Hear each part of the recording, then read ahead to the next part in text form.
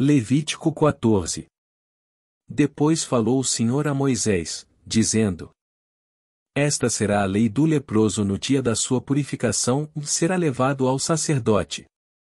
E o sacerdote sairá fora do arraial, e o examinará, e eis que, se a praga da lepra do leproso for sarada, então o sacerdote ordenará que por aquele que se houver de purificar se tomem 2 aves vivas e limpas, e pau de cedro, e carmesim, e hisopo. Mandará também o sacerdote que se degole uma ave num vaso de barro sobre águas vivas.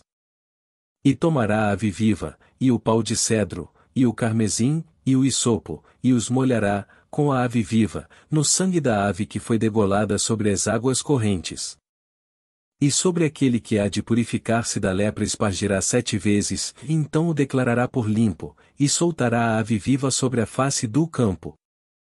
E aquele que tem de purificar-se lavará as suas vestes, e rapará todo o seu pelo, e se lavará com água, ou assim será limpo, e depois entrará no arraial, porém, ficará fora da sua tenda por 7 dias.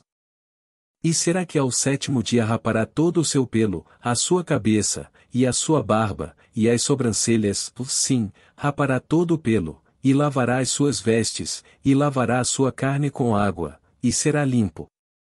E ao 8º dia tomará 2 cordeiros sem defeito, e uma cordeira sem defeito, de 1 ano, e 3 dízimas de flor de farinha para oferta de alimentos, amassada com azeite, e 1 log de azeite.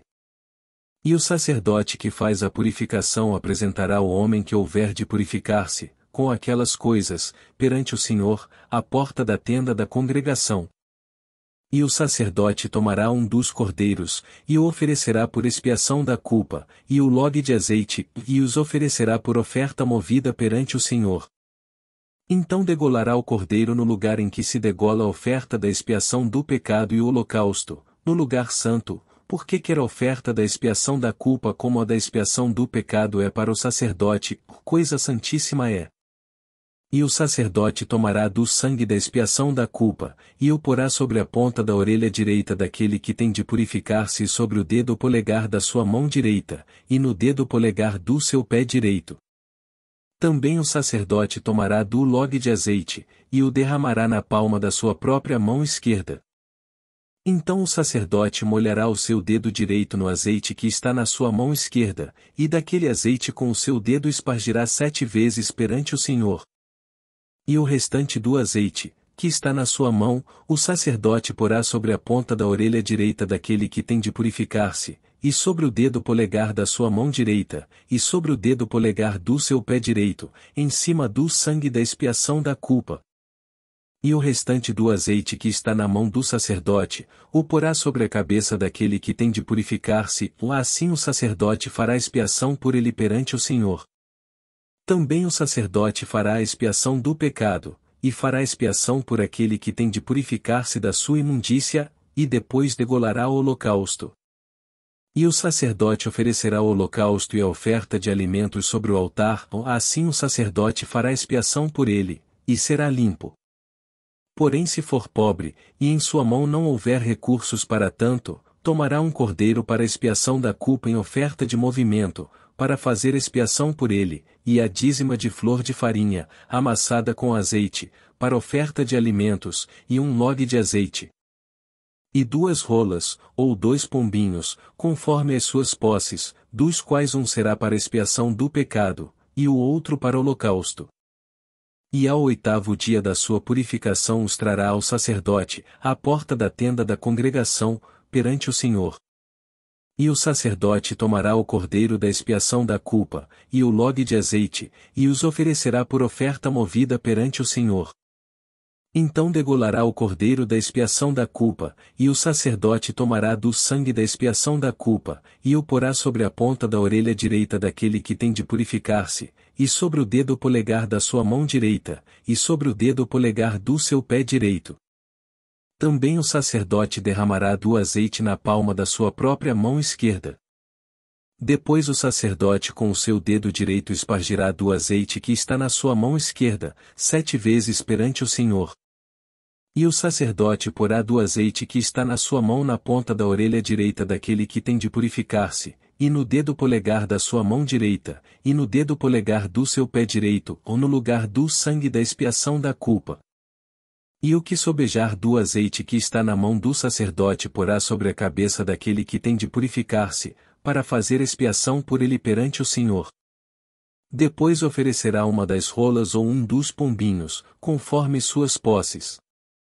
Sim, conforme as suas posses, será um para expiação do pecado e o outro para holocausto com a oferta de alimentos, e assim o sacerdote fará expiação por aquele que tem de purificar-se perante o Senhor. Esta é a lei daquele em quem estiver a praga da lepra, cujas posses não lhe permitirem o devido para a purificação.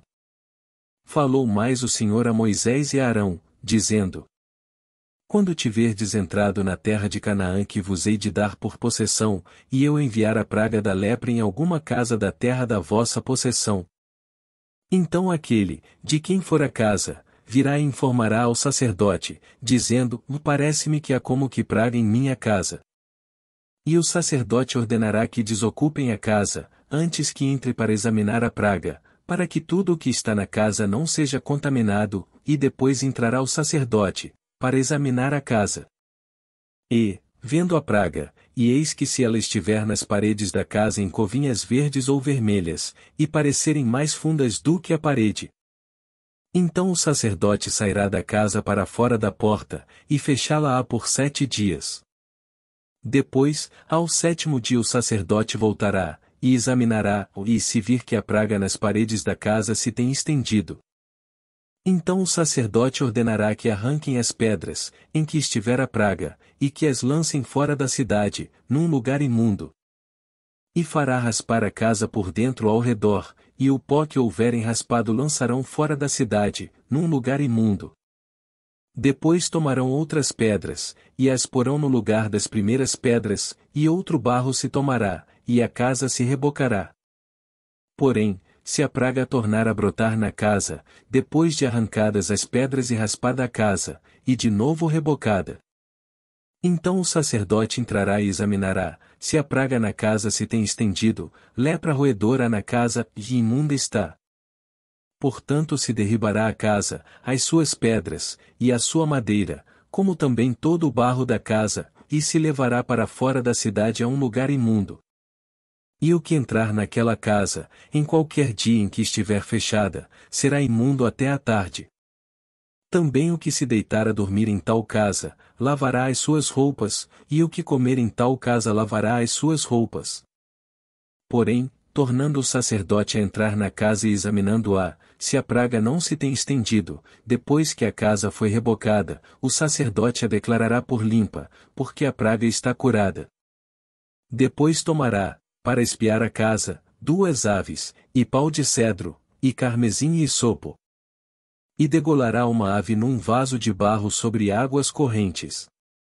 Então tomará pau de cedro, e o isopo, e o carmesim, e a ave viva, e os molhará no sangue da ave degolada e nas águas correntes, e espargirá a casa 7 vezes.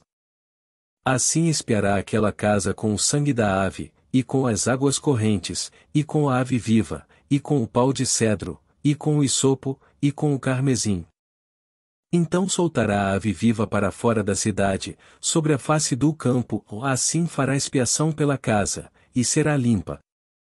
Esta é a lei de toda a praga da lepra, e da tinha, e da lepra das roupas, e das casas, e da inchação, e das pústulas, e das manchas lustrosas. Para ensinar quando alguma coisa será imunda, e quando será limpa. Esta é a lei da lepra.